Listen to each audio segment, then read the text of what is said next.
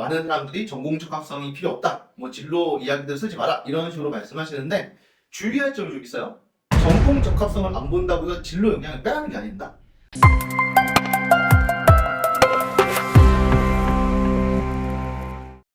안녕하세요. 입시의 신개념 대치 아플론 교육의 박세준 연구소장입니다. 반갑습니다. 소장님, 요즘 학생부 종합 전형에서 전공 적합성을 안 본다고 하는데 정말인가요? 전공 적합성에 대한 이야기들이 좀 요즘에 많이 돌고 있어요.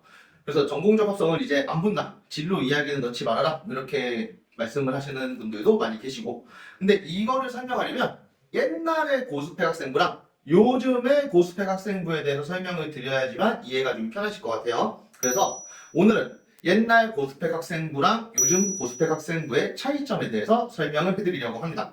우선 첫 번째, 옛날 고스펙 학생부의 특징부터 좀 알아볼게요. 옛날 생기부에는 희망 진로를 기재하는 칸이 있었어요. 그죠, 피디님? 맞아요. 붙어 있었습니다.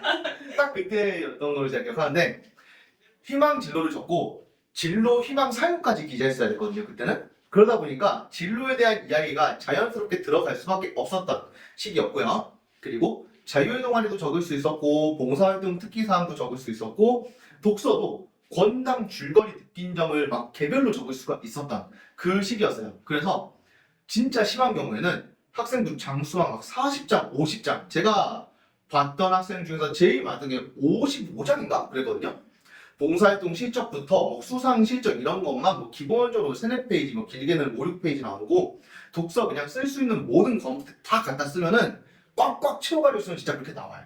그래서 예전에 스카이 합격했던 학생들 생기부가 두께가 이게 진짜 와, 보는데 뭐 머리 아파요. 그 정도로 엄청나게 내용들이 많았거든요. 근데 그 생기부에 어떤 내용이 많았냐면 어지간하면 진로랑 연결했던 내용들이 많았습니다.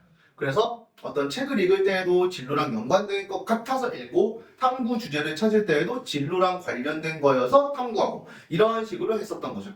요즘도 그렇게 챙기지 않나요? 요즘도 그렇게 합니다.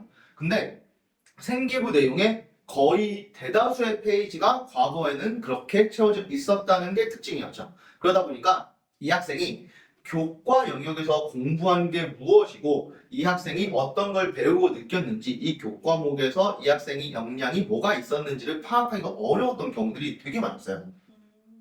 그럼 요즘에는 고스펙 학생부는 어떤 학생부일까요? 요즘에는 전공적 학생이 들어가지 않은 학생부가 좀 좋은 평가를 받는 것 같아요. 그래서 좀 많은 사람들이 전공적 학성이 필요 없다, 뭐 진로 이야기들 쓰지 마라 이런 식으로 말씀하시는데 주의할 점이 좀 있어요. 전공 적합성을 안 본다고 해서 진로 영향을 빼라는 게 아닙니다. 어, 전공 적합성은 안 보는데 진로 역량은 본다는 걸까요? 여기서 말하는 이게 되게 중요한 부분인데, 이 전공 적합성이 대학 수준의 전공 적합성을 이야기해요. 그러니까 이런 겁니다.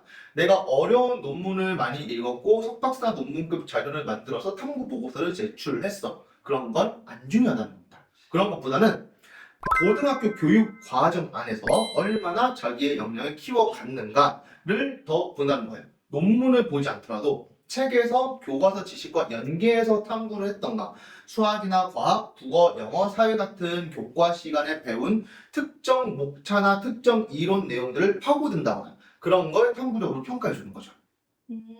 그럼 소장님, 전공 진로 이야기는 안 해도 되는 거 맞죠? 근데 그게 또 아니에요. 이게 이렇게 되게 헷갈릴 수밖에 없는 거예요. 웃긴 건 고등학생 수준의 전공 적합성은 또 필요합니다. 이게 바로 진로 역량이라고 이해하시면 되는데요. 좀 헷갈리죠? 이게. 근데 대학들이 이렇게 밝혔어요. 제가 몇 개 좀 읽어드릴게요. 학생부 종합전형이 학교 생활의 충실성을 기반으로 진행된다는 점에서 과목의 진로 연계성 여부에 관계없이 모든 과목에 성실히 임해야 하는 것이 학생의 기본 도리라고 생각한다. 기존의 전공 적합성 대신에 보다 폭넓은 개념인 진로 역량으로 변경했다.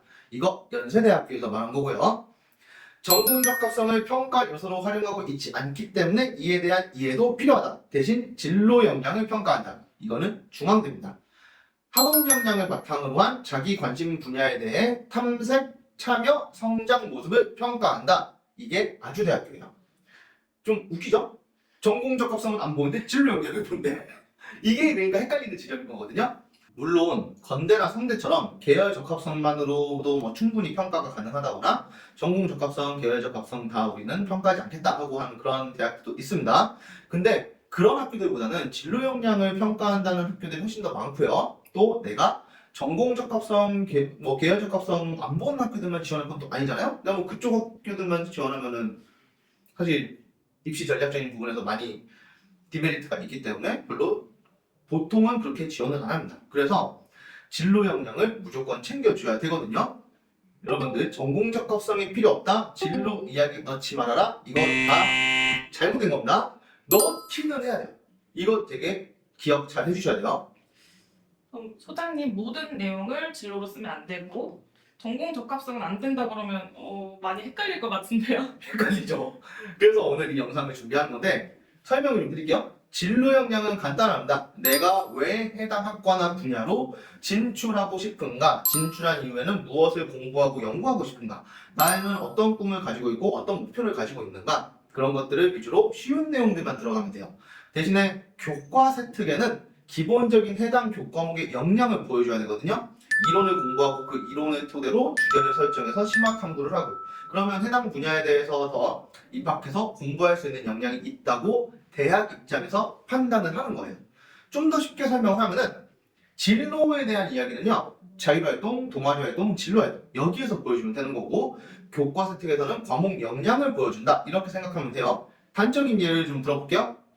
내가 핵융합 발전 연구원이 되고 싶어. 그렇다고 해서 학교에서 핵융합 실험할 수 없잖아요. 그런데 물리랑 화학 원리와 에너지 생성 법칙 이런 것들은 충분히 고등학생 수준에서 실험 탐구할 수 있습니다. 그러니까 과목 세특이나 동아리에서는 그런 걸 하라는 거고 진로 활동이나 진로 발표가 있으면 그때는 핵융합 발전 연구원이 되고 싶다고 하고 시사 읽기 시간에 핵융합이나 원자력의 차이점, 장단점 이런 것들 찾아서 읽고 토론하고 동아리에서도 진로 관련 자기 목표 뭐 이야기하는 그런 시간이 있으면은 그때는 핵융합 발전에 대한 이야기를 하면 되는 정도죠.